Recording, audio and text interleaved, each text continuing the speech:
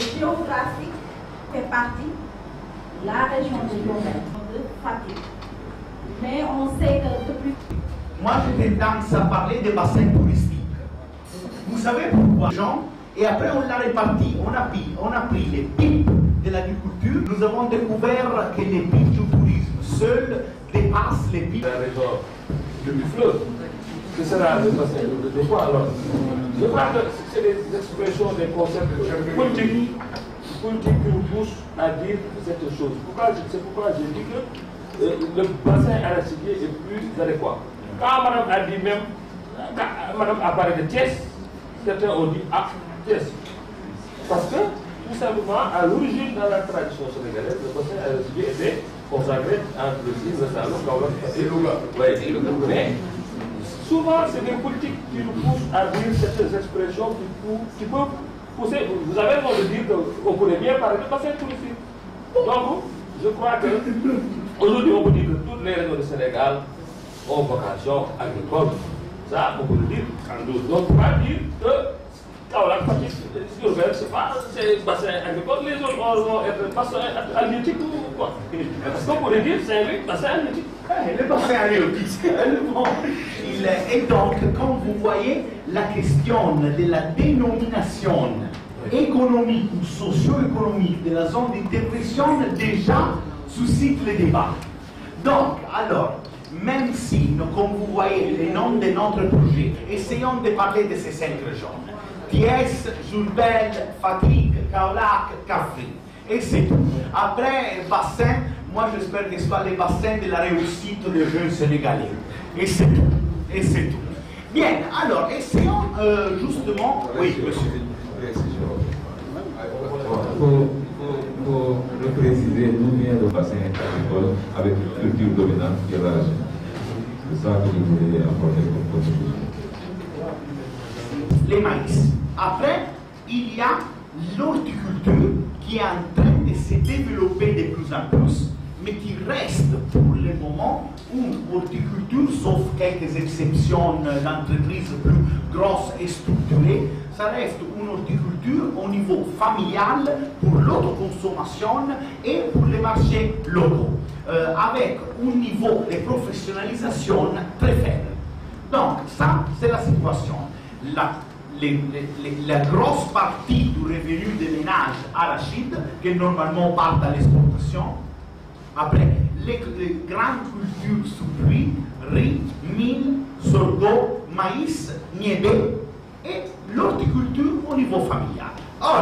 Or, mes amis, cette situation ne peut plus continuer.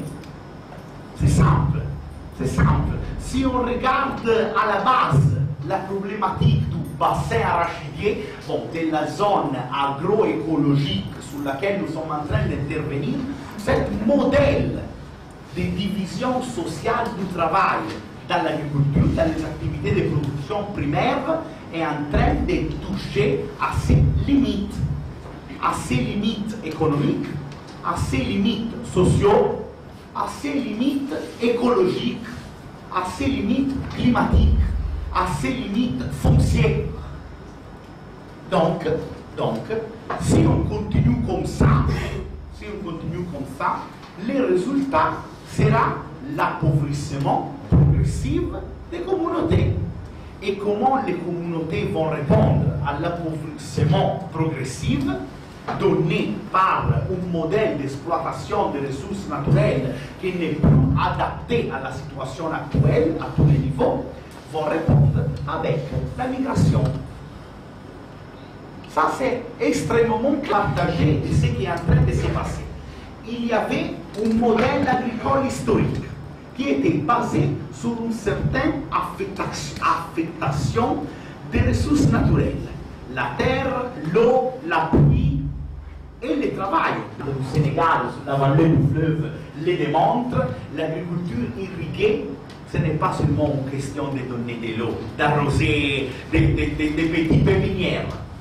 L'agriculture irriguée, ça veut dire changer la relation entre les hommes et la terre, et changer la relation entre les hommes et l'eau, et donc changer les relations entre les hommes et les hommes. les hommes et les communautés, les hommes et leur autorité. Parce qu'irriguer la terre n'est pas une question technique, comme j'aime beaucoup dire. Irriguer la terre est une question d'ingénierie sociale et institutionnelle. Et donc une question beaucoup plus complexe.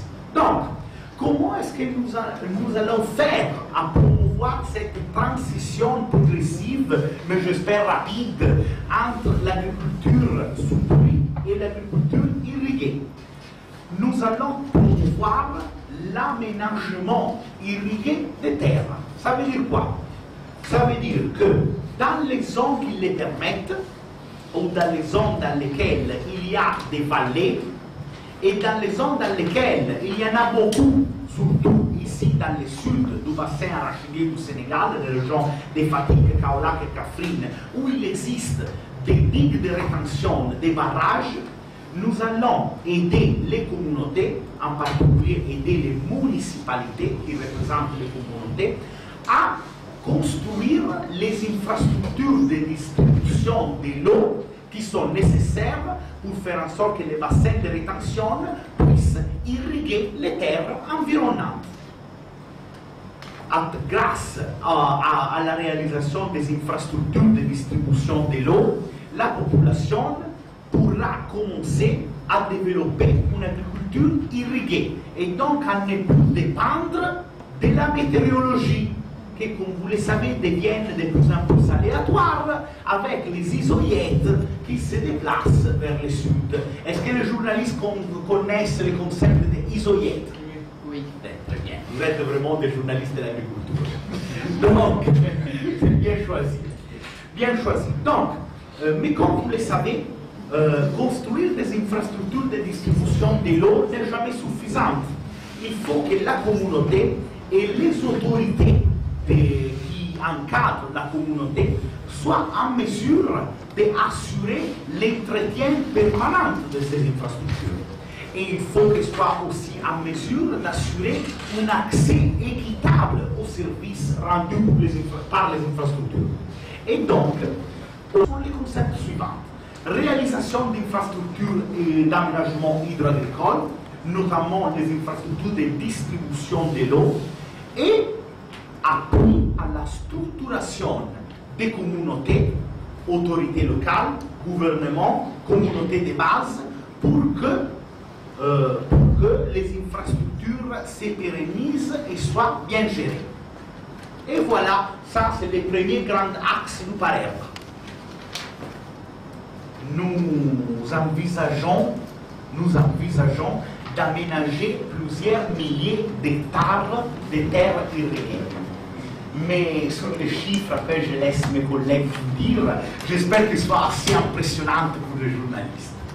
Nous sommes en train de renforcer les dispositifs des conseils agricoles et ruraux portés par ANCAR à travers la mise en place d'un grand réseau 42 champs écoles paysans. L'objectif de champs écoles paysans est d'abord d'introduire progressivement dans les bassins arachidiers, en partant justement par les jeunes agriculteurs, les innovations technologiques nécessaires pour que l'agriculture puisse se moderniser et justement passer d'une agriculture traditionnelle sous pluie à baisse intensité de capital et à baisse productivité vers une agriculture moderne, semi-mécanisée, avec haute intensité de capital et haute productivité. Après, nous sommes en train de déployer un dispositif à côté des champs écoles paysans, un dispositif pour accompagner l'ensemble des autres acteurs de la filière qui ne sont pas des producteurs en tant que tels. C'est-à-dire les transformateurs, les systèmes de stockage, la commercialisation, les transports, la production de semences, la production d'autres intrants agricoles tels que les produits phytosanitaires et les engrais. Et pour pouvoir le faire, nous sommes en train de recruter, justement c'est dans ce mois-là que cet recrutement sera fait, un grand réseau d'ONG internationales et sénégalaises. Également, donc, ce cadre est là. Je croyais que par exemple, viendra, venez s'annoncer à ce cadre également pour impulser une autre dynamique de développement qui fera de l'agriculteur un agriculteur qui vivra de son agriculture. Ce faisant, ce qui m'intéresse dans votre exposé, c'est l'axe 3. L'axe 3 sur l'entrepreneuriat agricole et rural, la mise en place en partenariat avec les chambres de commerce. Et je m'en vais également informer que les chambres de commerce vont avoir un pesant les chambres agricoles. Est-ce que vous avez pris en compte cet aspect de glissement des chambres de commerce vers des chambres agricoles pour également la prise en charge réelle et fertile des questions agricoles pour les communautés agricoles et notamment les jeunes et les femmes. Les jeunes, oui, vous pouvez dire les jeunes, en guillemets, jeunes, hommes et femmes. Mais cette dynamique genre également a été bien prise par les initiatives qui ont été mises en place dans le bassin arachidier.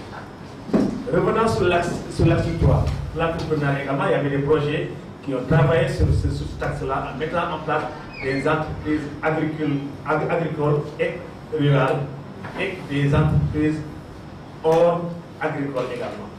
Donc l'aspect artisanal et les moyens d'existence qui font vivre les agriculteurs à travers d'autres ressources additionnelles pour conforter leur position agricole dans ces terroirs.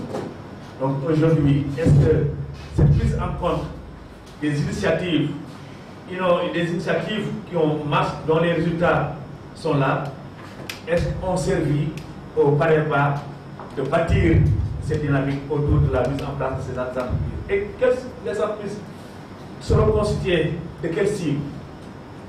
Tout également du drapeau que Paraiba a mis en place dans ces zones. Est-ce qu'une position plus élargie ne conforterait pas à travers pas un projet, mais un programme national? Il faut déjà fait. Merci. En détail par mes collègues pendant toutes les autres présentations qu'ils vont faire, les technicités, l'approche gendre, les résultats, comme on dit, palpables que nous allons attendre, et aussi les résultats, monsieur, là-bas de Thiès, que nous avons déjà atteint. Et en fait, demain, on va sur le terrain à voir ce que nous avons déjà fait, non? Mais ce que nous avons déjà fait, ce n'est qu'une petite partie de ce que nous allons faire. Mais quand même, vous allez déjà voir les réalisations réalisées. Alors, en général, je voudrais répondre à une question sur les zonages, en fait, le dernier. Vous m'avez dit pourquoi c'est limité au bassin arachidier. Eh bon, le pourquoi, c'est parce que la coopération belge n'est pas la seule coopération au Sénégal, hein. Bon, les autres régions sont prises en charge par l'Agence française de développement, l'Agence luxembourgeoise de développement, et après nous avons les amis de la GIZ, de la coopération allemande, et les Italiens d'AIX, les Espagnols d'AICID. Bon, le Sénégal est un pays qui a beaucoup d'autres partenaires. La coopération belge a sa zone d'intervention dans les bassins arachidiers, les centres du pays. Hein? Et bien sûr qu'après, on est en concertation avec les autres et on va essayer de mettre tous les projets en synergie et en complémentarité. Mais il faut que chacun fasse son travail. Hein? Alors, au contraire, question ouvrage. Donc, je réponds en même temps à la dame et aussi à notre président. Alors, en réalité, regardez, je serai tranchant. On ne va pas construire aucune nouveaux ouvrages. Primaire. En fait, au Sénégal, il y a déjà un nombre tellement élevé de barrages de rétention, des digues semi-filtrantes, des digues anti-sel et aussi des forages que ça ne vaut pas la peine d'en construire de nouveaux. Ce qu'il faut faire, c'est de mettre en valeur ce qui existe. Parce que regardez, je vais vous donner quelques chiffres un peu choquants. Alors, je commence par les forages de notre président. Alors, faire l'agriculture avec de l'eau pompée à travers les forages, c'est une technique qui me laisse assez douteux. Bon, ça coûte super cher en termes d'énergie, ça coûte super cher en termes d'exor, et en plus, il y a la problématique de la concurrence entre l'usage agricole et l'usage domestique, dès qu'on fait les pompages au niveau des forages. Donc, sauf si on va avoir sur le terrain des opportunités vraiment incontournables sur des produits agricoles à très haute valeur ajoutée qui justifient l'investissement sur l'irrigation à base de forage, alors je dis oui. Mais en général, on va essayer de décourager l'horticulture et à plus forte raison la riziculture à base de forage. On essaie de travailler sur des ouvrages de rétention. Alors, les ouvrages de rétention, ici, ça arrive la chiffre choquante. Au Sénégal, les 11% seulement des ouvrages de rétention construits par les PAPIL, les PASA, les PAFA, les FIDA, les PUDC, etc., et USAID, Luma, CAFA, sont exploités. Les 11% uniquement. Vous comprenez? Donc, si vous avez au Sénégal 10 ouvrages, sur les 10, un seul est utilisé pour l'agriculture. Et les autres sont laissés à mourir dans la brousse. Bon, alors ici, il ne faut pas construire encore. Ici, il faut vraiment faire tout effort possible pour les mettre en valeur. Et regardez les raisons pour lesquelles les 9 ouvrages sur les 10 ne sont pas mis en valeur sont des raisons normalement des difficultés socio-organisationnelles. Donc, en réalité, l'ouvrage a été réalisé, a été posé là-bas, mais on n'a pas pris le temps et la technicité et les moyens nécessaires pour construire la dynamique socio-organisationnelle nécessaire autour de l'ouvrage pour que l'ouvrage soit géré, entretenu et maintenu comme il faut. Et donc, tu trouves l'ouvrage qui dure jusqu'à ce que le projet perfuse la communauté avec engrais, semences, per diem, etc. Et après, abandon de l'ouvrage.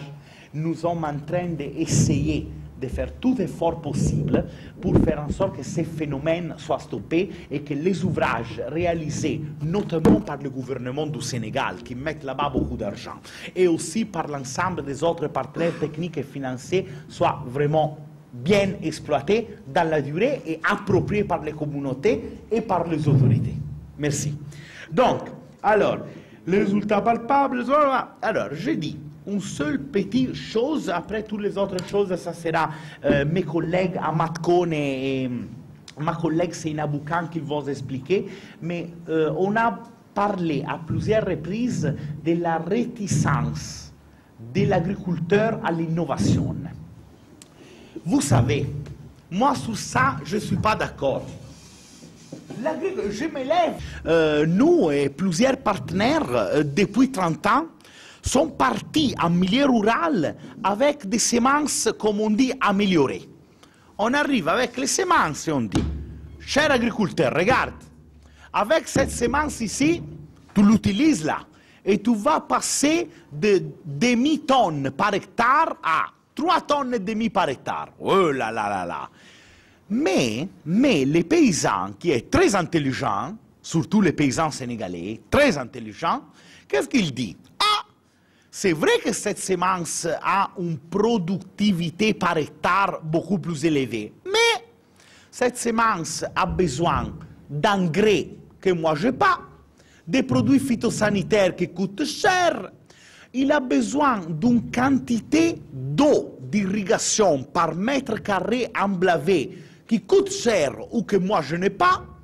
Il a besoin, regardez bien, d'une quantité de main-d'œuvre appliquée par mètre carré qui demanderait une mobilisation additionnelle de la main-d'œuvre familiale ou dans la tribu que de temps en temps, assez souvent, les paysans n'ont pas la possibilité de mobiliser. En plus, il y a les risques. Si je prends la semence traditionnelle, je fertilise ma terre d'une manière traditionnelle, je n'irrigue pas, je mets le minimum de main-d'œuvre nécessaire. Si la pluie ne tombe pas, ou les criquets arrivent, ou il y a invasion acridienne, ou invasion d'une peste végétale, bon, je n'ai pas trop perdu. Bon, j'ai perdu. Mes enfants vont avoir faim. Mais peut-être l'année prochaine, j'ai encore les moyens de réessayer. Si au contraire, les conditions ne sont pas réunies pour permettre une agriculture innovante, avec par exemple des semences améliorées, mais qui demandent beaucoup plus de moyens, et après la campagne agricole donne de mauvais résultats, j'ai tout perdu, hein? J'ai tout perdu. Je deviens un pauvre rural affamé. Donc, dans les premiers cas, mes enfants vont avoir peut-être un peu faim. Dans le deuxième cas, mes enfants vont mourir de faim, ce qui est un peu différent. Donc, ce que nous allons faire avec les Parerba, nous allons faire tout effort, on va déployer tout effort possible pour faire en sorte que les conditions soient réunies pour permettre aux paysans de choisir d'une manière rationnelle d'adopter l'innovation. Et donc nous allons travailler, comme on dit, sur la maîtrise du risque rural, et nous allons travailler aussi sur l'accès aux moyens de financement nécessaires pour permettre aux paysans du bassin arachidier d'investir sur l'innovation et d'investir d'une manière, disons, maîtrisée et sous contrôle. J'ai conclu avec la question des enfants. Les paysans du Sénégal ne souhaitent pas que leurs enfants soient agriculteurs. Bon, ils ont bien raison de le faire. Moi, je continue à défendre la rationalité des paysans sénégalais. Et bien sûr, au Sénégal, pour le moment, et sauf quelques exceptions, justement exceptionnelles, être agriculteur, c'est égal à être pauvre. Quels parents souhaitent pour ses enfants la pauvreté? Le problème, ce n'est pas l'agriculture, le problème, c'est la pauvreté, hein? Je suis parent, je suis agriculteur, je suis pauvre. Pour moi, pour ma compréhension du monde, ma pauvreté est provoquée justement par l'agriculture. Et donc, je ne veux pas que mon enfant soit agriculteur. Alors, en Italie, mes amis, les agriculteurs sont riches, mais vraiment riches. Surtout les agriculteurs qui font les vignobles, je dois dire. Mais vraiment riches, je vous assure. Hein. Et donc, les parents agriculteurs en Italie souhaitent que leurs enfants reprennent l'activité agricole pour poursuivre dans cette démarche de développement économique de la famille. Et donc, le problème, ce n'est pas l'agriculture, c'est la pauvreté. Nous allons déployer tout effort possible. Nous allons travailler pour faire en sorte que l'équation agriculture-pauvreté soit cassée, pour faire en sorte que l'agriculture soit perçue comme un métier d'avenir, un métier de réussite, un métier dans lequel un Sénégalais peut bien s'enrichir et devenir patron. Et donc, il y aura, j'espère, l'envie de transmettre les métiers à ses enfants. Merci beaucoup. Région Centre. On n'intervient que dans les 5 régions. C'est en gros les 5 régions où on autorise à la coopération belge d'intervenir, parce que justement, on n'est pas les seuls acteurs, en tout cas, de développement. Il y a les ONG, il y a aussi les autres coopérations qui ont chacune leur zone d'intervention. Et je voudrais juste rajouter que le Parerba n'est pas un projet à part. C'est un projet qui s'inscrit dans une... Enfin, il y a toute une synergie entre les projets qui ont été financés par l'Union européenne, les projets du Trust Fund. Donc, le Parerba est un projet parmi 5 ou 6 qui interviennent, chacun, en tout cas dans leur zone d'intervention, à Matam, à Kolda, partout dans le Sénégal. Il y a un projet du Trust Fund, il y a un projet comme le Parerba qui intervient sur des axes prioritaires dans chaque zone et qui sont tous sous la bannière de l'Union européenne et donc sur la bannière aussi Tekifi que vous voyez. Et tous ces projets sont en complémentarité et en synergie. Il y a le PASERSEN, il y a le projet de développer l'emploi au Sénégal qui intervient jusqu'à Kédougou. Donc il y a tout un maillage, en tout cas au niveau du territoire national, de tous ces projets qui ont tous le même objectif, mais qui travaillent avec des spécificités assez locales dans toutes les régions. Donc voilà. Donc c'est pas pour discriminer ceux qui sont dans le nord ou dans le sud. C'est vraiment qu'on a une coopération historique. La coopération belge a toujours travaillé dans cette zone-là et c'est sur cette zone que le Parerba et les autres projets également, que ce soit dans la santé ou l'état civil, que tous les projets de la coopération belge interviendront. Voilà, merci. Des anciens projets et programmes pour apporter un Parerba innovant. Je dirais que oui. Je dis oui parce que la preuve en est que nous n'allons par exemple pas reconstruire encore de nouveaux ouvrages primaires. On va partir de ce que tout le monde a fait en termes d'ouvrages primaires pour passer à la valorisation. Ça, c'est un exemple. Deuxièmement, on voudrait faire en sorte que ce que nous sommes en train de faire soit capitalisé par le ministère que nous pouvons considérer comme ministère fédérateur. C'est qui ce ministère fédérateur? C'est le ministère de l'économie et des finances. Parce qu'en réalité, il y a beaucoup de ministères techniques. Chacun y va avec ses moyens. Mais le ministère de l'économie et des finances devrait jouer le rôle de dénominateur commun, où il centralise tous les succès, tous les échecs, afin que les intervenants au niveau du pays puissent s'orienter dans les domaines ou sur des questions où vraiment il y a une nécessité. Et c'est l'une des raisons pour lesquelles, en réalité, le Parerba va travailler avec le ministère de l'économie et des finances. Ce n'est pas un projet agricole. On touche sur l'agriculture, on touche sur l'économie et l'entrepreneuriat, on touche sur plusieurs aspects, raison pour laquelle on pense qu'en travaillant avec le ministère de l'économie et des finances, ça va être la première expérience du ministère de l'économie et des finances d'être en fait l'élément central autour duquel tournent les initiatives de développement économique. Donc ça, c'est en termes d'innovation. L'autre chose que nous allons faire pour justement permettre au ministère de l'économie et des finances d'y arriver, c'est la capitalisation. Et là, j'en profite pour dire qu'en fait, la capitalisation, c'est le quatrième résultat, pour ne pas dire axe, le quatrième résultat du projet. Parce qu'on s'est rendu compte effectivement qu'il y a beaucoup d'initiatives similaires, à tel point que les uns répètent ce que les autres ont fait. Ils utilisent les mêmes méthodes et ils y vont avec les mêmes moyens, ils tombent dans les mêmes échecs. Donc là, ça montre que soit il n'y a pas de capitalisation, soit ce qui est capitalisé n'est pas véritablement utilisé, ne sert pas à grand-chose. Et par rapport à ça, le projet va mettre le paquet sur la capitalisation. Nous avons à peu près 5 thèmes à capitaliser, notamment sur les approches stratégiques, la maîtrise de l'eau et du foncier, l'encadrement des producteurs et la professionnalisation des jeunes.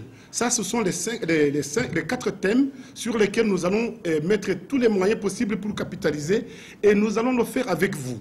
Avec vous parce que les produits que nous attendons de cette capitalisation comprennent, entre autres, les publi-reportages. Ça, par exemple, nous allons faire avec vous. Un publi-reportage, c'est un produit de capitalisation. C'est quelque chose que les populations vont voir, les autorités, les décideurs, les élus locaux, tout le monde peut voir le publi-reportage. Les autres produits qui sont attendus, il y aura notamment les notes aux décideurs. Les notes aux décideurs, ce sont des notes que nous allons produire, qui seront rédigées sur la base du vécu du projet, qui seront destinées aux décideurs du pays, notamment au niveau du gouvernement, au niveau des ministères, pour qu'ils en prennent compte dans leur politique. Maintenant, est-ce que réellement ils vont prendre ça en compte ou pas? Ça, c'est un autre niveau. Notre tâche, c'est de changer d'abord le niveau local, maintenant informer le gouvernement sur ce qui doit être fait. Mais nous espérons quand même qu'en mettant à disposition du ministère de l'économie et des finances, qui sera le ministère qui va présider le comité de pilotage du projet, si nous mettons à sa disposition les notes aux décideurs, normalement, ça devrait donner des effets. Au-delà de ça, il y a des notes de capitalisation. Des notes de capitalisation qui seront partagées avec les différents acteurs financiers et les différents partenaires financiers et techniques. il y a également des articles scientifiques. Parce que tout ce que nous faisons aujourd'hui, il ne faut pas que nous oublions le monde scientifique. Les chercheurs là où ils sont, les chercheurs qui travaillent sur l'agriculture, qui travaillent sur l'élevage, l'entrepreneuriat, le développement rural, ce sont des gens qui en fait aussi doivent continuer à intervenir auprès des projets, auprès des populations. Donc là, nous allons travailler avec ces gens, nous allons faire des articles scientifiques. Il y a également l'encadrement des étudiants qui font des mémoires sur des questions qui sont en lien avec l'intervention du projet. Des mémoires de maîtrise, niveau 2. Là, c'est très important pour nous. Et nous comptons organiser un forum avec l'OIM, l'Office international des migrations, au niveau du Sénégal. Un forum qui sera... à 2 niveaux. Parce que là, je vais expliquer en détail donc, ce qu'on a fait au bout de ces 4 mois. Et par la suite, aller sur de faire le suivi de la salinité des ligues anti-sel, mais aussi de produire des semences quand même tolérantes à la salinité. Parce que le département de Fatick, quand même, le phénomène de la salinité est assez pointu, donc le niveau quand même de maîtrise de la montée de la salinité. L'élaboration d'un plan d'aménagement bassin versant. Pourquoi ce choix de comment gérer le bassin versant? Quelles activités on peut mener? Surtout, je prends l'exemple de la commune de Sambé, où actuellement, il y a ce triptyque, c'est-à-dire aménagement de l'espace. Permettre à la commune d'avoir vraiment un document qui, sur le plan aménagement du territoire, leur permettra d'avoir une bonne visibilité par rapport à ces ressources sur le plan hydrologique. Et aussi au niveau politique, c'est-à-dire qui puisse servir de cadre de référence pour tous les projets qui devront intervenir au niveau de la zone. Donc ça veut dire que c'est un document qui, in fine, devra permettre aussi bien le PARERBA que le projet FISE-FITE de l'USAID qui devra intervenir, ou bien un autre projet de l'UMOA, je ne sais pas, pourront s'inspirer comme de ce plan d'aménagement. Au niveau de ce plan, de prendre en compte la question des changements climatiques, des actions concrètes qu'il faudra mener. Et aussi, je l'ai dit, sur le plan institutionnel aussi, c'est un élément qui devra nous permettre de renforcer la commune. Par rapport à la territorialité. Tudd Amath Seye Kholi, man maay sous-préfet de l'arrondissement de Toubacouta. maa ngi leen di gërëm di leen sant liñ fi indi tey nag te ñu njëkkee ko ci Fass Cekkeen mu nekk commune Kër Samba Gueye ñu mujjee visite bi fii ci Kër Andala ñu nekk ci commune Kër Saloum Diané mooy ñëw nemmeeku li fi PARERBA def. PARERBA nag li mu fi def doon lu am solo PARERBA wax nañ ko léegi ñi ma jiitu mooy projet la boo xam ne dafa ñëw pour wàññi pour fixer jeunes yi pour éviter que jeunes yi di dem Dakar wala di jëm ci yenn dëkk yu mag yi wala di dem bitim réew pour wuti vraiment li ñuy terale seen i njaboot ndaxte fii dañu jàpp ne fii lépp a ngi fi suuf su naata ngi fi nit ñu ko war a liggéey ñoo ngi fi. ndox mu baax a ngi fii vraiment napp bi xam nañ ndox bu am solo fi ne donc ñooñu wax dëgg yàlla bu ñu leen jàppalee gunge leen tuuti war nañoo mën a toog ci seen dëkk fexe ba développer seen dëkk te duñ dem feneen di fa tumaranke donc loolu fa ñu jaar nag wax dëgg yàlla mbétti lañ fa jëlee parce que gis nañ ni ay jigéen yu takk ko fa ne ay ndaw yu takk fa ne ñu jàppale leen parce que projet kii boo ci périmètre boo si ñëw rek da nga gis lu ëpp téeméeri nit da nga fay yëngatu muy góor ak jigéen mag ak ndaw loolu nag ñu jàpp ni loolu dañoo ñëw dëgëral li njiitu réew mi santaane te bëgg ko njiitu réew mi dafa jël mbay parce que xam na dayoob mbay xam na mbay également rôle bi mu war a jouer ci développement économique et social réew mi mu jiital ko nag ci lépp donc bu ñu amee ay partenaires yu ñëw du ñu jàppale pour ñu gën a ñoŋal mbay boobu gën a fexe ba mbay mi vraiment jur njariñ loolu wax dëggal dañ koy rafetlu liñ fi gis aussi vraiment dal na xel ndaxte biñ ko tàmbalee yàggut waaye commencé na génn mu ngi commencé génn te xam nañ dina jur njariñ barke démb dong lañ fi jógee àndoon ak directeur général de l'ANIDA ñu demoon di visiter ferme bi ne fii yàggu soriwut gannaaw dëkk bi dang la nekk mooy ferme bi nekk Kër Thierno Ngalaan donc loolu ma xam ne initiative yooyu yëpp bu ñu leen boolee rek ku ci nekk vraiment def ci la nga mën ak li maire bi def population bi def ko yeneen partenaires yi ñëw di ko def defe naa ne bu ñu booloo suñu doole rek war a mën a naatal suñu réew nga xam ne du ñu jéggaani lenn lépp loo xam ne dañ ko fiy bayee ñun soxla nañ ko marché bi wax nañ ko liñ fi bayee du làmp ndaxte ay marché yu mag ngi fi marché yooyu wax dëgg war nañu mën a consommer liñ fiy bay donc lii daal dañu ñaan yàlla mu gën a sax gën a law gën a jëm kanam suñu population gis seen bopp li ma wax léegi ci nasaraan aussi ma bëgg ko baamtu ci wolof mooy que ni am na yeneen projet yi ñu fi def muy Barbafor muy Papine am na ay aménagement yi ñu ci def mais aménagement yi dañoo gis ni juróoguñu njariñ nga te loolu aussi xaalis bu bëri la ci état bi def population bi joxe seeni suuf waaye ba tey loolu njëriñ biñ ci séntu amaguñ ko donc ñuy tàllal loxo Pareba rek ak yeneen partenaires yi loolu ñu commencé loolu ñu sumb tàmbali ko ñu jàppale ñu mun ko eggali population bi gis ci boppam leneen lii mooy fii ñu nekk Kër Saalum Diané soriwu fi aussi domaine agricole communautaire war na feene loolu aussi tàmbalee gut pour vous dire tout simplement que wax dëgg yàlla yoon bu ñu jël daal jàpp naa ni boobu mooy bëggën bu ku ci nekk defee li ko ci war rek yàlla dinañu may ndam ñu mën a développer suñu réew te wax dëggal askan wi gis ci boppam maa ngi leen di sant di leen gërëm. merci. Abdoulaye Sy, directeur de zone ANCAR bassin arachidier sud. Quelle est l'importance des champs-écoles que vous êtes en train d'initier avec le Pareba? Oui, le Pareba nous a approchés pour l'accompagnement des producteurs dans les sites pilotes qu'il a identifiés dans les deux communes, Kër Samba Gueye et Kër Saalum Diané, pour la formation des producteurs, le suivi de ces périmètres maraîchers-là. Nous les formons sur les pratiques innovantes sur le maraîchage à travers l'approche champ-école producteur. Ça consiste à faire en sorte que les connaissances qui sont les plus appropriées, les pratiques les plus recommandées soient transférées et soient acceptées par ces producteurs-là. En quoi faisant? C'est par la pratique, c'est de la préparation de la parcelle jusqu'à la récolte. Donc c'est une classe qui est pratique où 25 producteurs dans une classe qui est le champ se retrouvent chaque semaine pour faire des observations agroécologiques et prendre des décisions. Et ces décisions-là permettront d'avoir des productions qui seront plus importantes et des revenus améliorés. Chaque semaine, le groupe de producteurs se retrouve avec l'agent pour observer la parcelle, observer la plante, observer la croissance, observer les ravageurs, les insectes, les maladies et prendre des décisions éclairées. Parce qu'il faut dire qu'il y a certaines observations qui, sous l'angle du technicien, peut être compréhensible pour le producteur et prendre des décisions adéquates. Parce que ce qu'on a vu aujourd'hui, c'est qu'on a eu des parcelles de pratiques paysannes et des parcelles de CEP, où l'agent intervient chaque semaine en rapport avec ces producteurs-là, qui donnent aussi leurs avis. Parce que là, nous avons aussi que dans nos populations, il y a une longue expérience de pratiques culturelles, de pratiques agricoles. Et c'est la somme de ces connaissances-là aussi qui est capitalisée avec l'agent, qui permettent aussi à ce que les producteurs connaissent et ce que la recherche a développé soit mis en cohérence, mis en commun pour le bien du producteur et le bien du consommateur. Parce que la finalité, c'est quoi? C'est d'avoir des produits sains. Parce qu'il ne suffit pas seulement de produire avec beaucoup de pesticides, détruire toute la faune qui nuit à la parcelle, mais aussi d'avoir des produits sains, indemnes de toxicité pour le consommateur.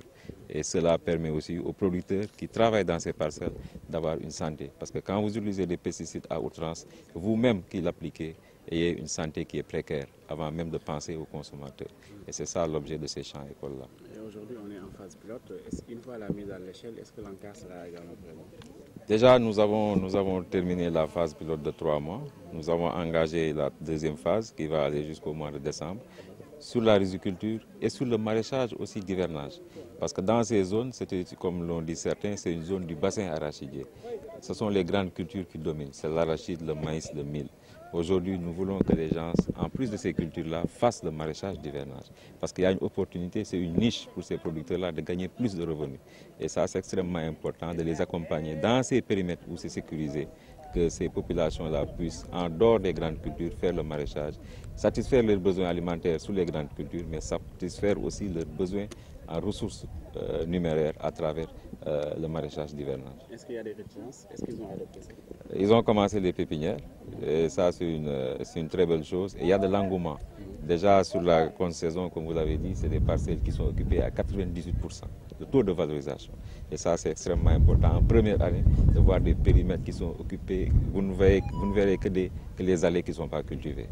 Et ça c'est extrêmement intéressant. Il y a de l'enthousiasme parce qu'ils ont vu l'apport combiné des projets et du conseil agricole et rural.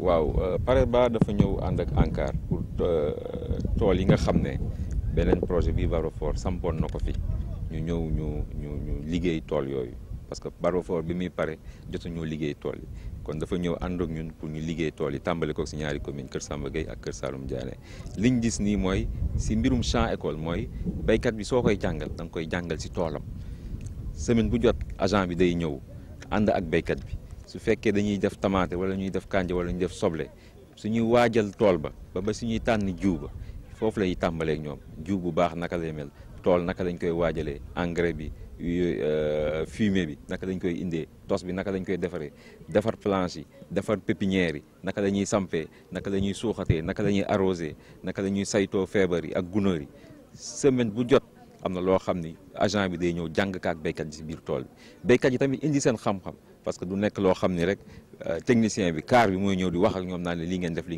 béykat yi tamit dañoo am loo xam dañ ko dund am loo xam dañ ko xam yàgg si mbéy du si ay ati at kon ñoom am na loo xam ne tamit dañ koy indi ñuy wax loolu la ñuy tënk dëxëñ ko boole ko pour li nga xam ne mooy rendement parce que li si ëpp mooy rendement bi nga xam ne béykat bi na ko fi jëlee yóbbu këram ak li nga xam ne da koy jël yóbbu ko marché am si koom li gën a am solo mooy aussi mbéyteef mi nga xam ne mi ngi jógee si tool bi mu nekk loo xam ne bu sell la parce que gis nañ ay tool yoo xam ne mu nga ko traité mu rafet mais jeexantal ba du baax yow mi koy traité poson ngay jëfandikoo ki nga koy jaay tamit poson nga koy jaay te loolu jar naa moytu te loolu dañ leen di jàngal naka ngay def ba nga xam ne gàncax yi la wër yu mel ni niim yu mel ni taba pon yu mel ni laaj yu mel ni yenn ay kaani naka nga koy jaxasee ba nga xam ne di nga mën a xeex ak gàncax gi su demee ba të nag nga xam ne mën ngaa wuti poson mais poson boobu na nga xam ban façon nga poson la poson boo xam ne du lor parce que dinañ poson yoo xam ne soo ko traité tey mën ngaa toog ñaar fukki fan ak benn si dañ ko traité kenn du ko lekk te yooyu war nañu ko moytu te looloo tax champ école bi tax a jóg ba nga xam ne suñ jógee si champ école bi kenn ku ci nekk di nga am xam-xam boo xam ni foo taxaw ni kat man xam naa maraîchage ñu ne kat yow xaali gonga. Merci. jërë ngeen jëf. Seen tomate bi est-ce que IPAF viendra à sa sortie? Bien sûr. Non, est-ce que waaw voilà doy na lii. waaw moom laa non loolu laay wax en phase pilote mais parce que loolu foofu laay xoolee quoi.